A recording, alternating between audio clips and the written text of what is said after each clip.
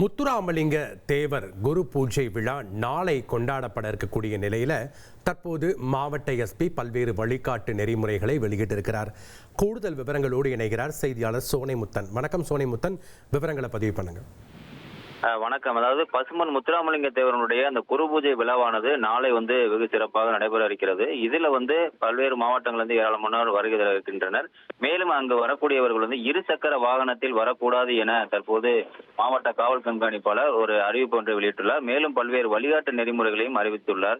ராமநாதபுரம் மாவட்டம் பசுமனில் உள்ள பசுமன் முத்துராமலிங்க தேவருடைய நினைவிடத்துல நேற்று துவங்கி நாளை வரை இந்த விழாவானது நடைபெறுகிறது. குறிப்பாக நாளை அரசு விழாவாகவும் நடைபெறுகிறது. இதில் பல்வேறு மாவட்டங்களில் ஏராளமானோர் மற்றும் முக்கிய அரசியல் கட்சி தலைவர்களும் வருகை தந்து மரியாதை செலுத்த உள்ளனர்.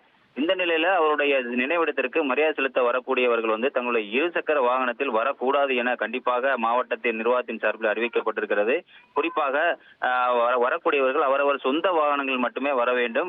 திறந்த வெளி வாகனத்தில் வரக்கூடாது. அனுமதி பெற்ற, அதாவது மாவட்ட நிர்வாகத்தால் அனுமதி பெற்ற வாகனங்களில் மட்டுமே செல்ல வேண்டும் உள்ளிட்ட பல்வேறு வழிகாட்டு நெறிமுறைகளை அறிவித்திருக்கிறார்கள்.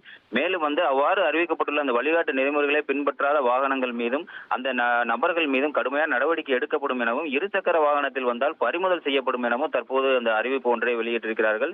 நாளை காலை 7 மணிக்கு துவங்கி இரவு வரை நடைபெறக்கூடிய இந்த விழாவில் ஆயிரக்கணக்கானோர் கலந்து கொள்ள உள்ளனர். குறிப்பாக தமிழக முதல்வர் உள்ளிட்ட முக்கிய அரசியல் கட்சி தலைவர்களும் இதில் கலந்து கொள்ள உள்ளனர். அவ்வாறு கலந்து கொள்ளக்கூடிய நிலையில தற்போது இந்த மாவட்ட நிர்வாகத்தின் சார்பில் பல்வேறு வழிகாட்டு நெறிமுறைகளை அறிவித்திருக்கின்றனர். நன்றி சோனைமுத்தன், உங்களுடைய தகவல்களுக்கு. உங்கள் தந்திவன் தொலைக்காட்சியில் தெனாலிராமன் தினமும் மாலை 6 மணிக்கு காண தவறாதீர்கள்.